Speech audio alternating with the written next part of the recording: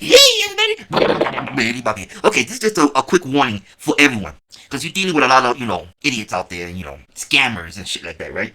And we know Dodoberg has admitted to sending tracking software to try to find people's IP address. He has admitted to it. Okay, he thinks it's succeeded with us, but it's okay. Let him think that because what did it garner?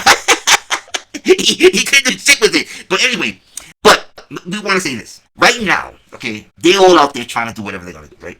But right now, everyone should be making sure that your two-factor login, two verification login is activated, okay, and tied to your personal cell phone, to Google's app authenticator or Microsoft app authenticator, so forth. But the two-factor login should be activated. Now, what does that mean for some of you that don't know? It means that when you go to log in on anything for the first time, it's going to send a verification code to your cell phone or to your email. You need to use that code to log in, and then it will remember your device. So it's not like always. It's when something new is happening, or if someone wants to change a password, right? So that is important because you never know if someone could have access to your account and then you won't know about it. The two-factor is very, very important. You should be all activating that now. Do not wait. And this should be activated on all accounts, even the really small ones, because the really small ones may have information that will help the person gain access to your bigger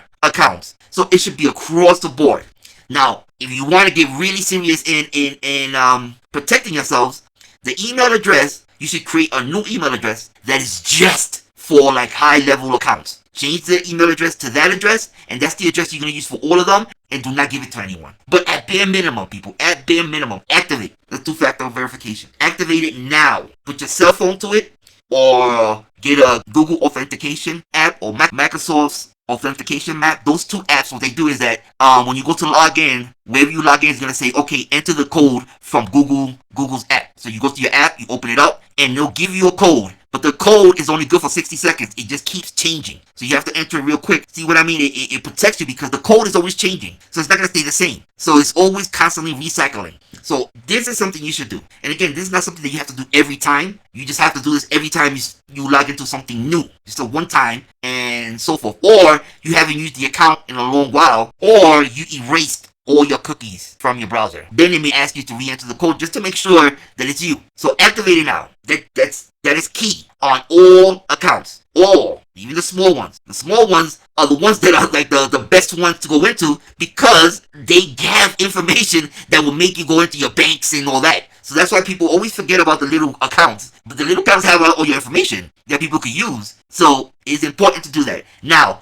lastly, on your bank accounts, credit cards, and so forth, if you haven't done this already, you should make sure that you have given them your passcode, because they will not do anything if someone calls without a certain passcode. So it's important to have that passcode initiated. This is all to protect, to make it harder. At the end, if someone really wants to get in and they're really good at hacking and they're really good, at doing things, eventually they may be able to do it. But while they're doing this, guess what? You're getting alerted that someone's trying to access your account, and you need to act on it. So just take those precautions. At the end, nothing is 100%. But you don't want to make it easier for them, right? You lock your doors. You don't leave the door wide open. If they want to get in there, they can kick it in. But you're going to lock the door because you want to make sure it take time, and you know that someone's trying to, break into your house. So just take that, all right? That's it. Take care, everyone.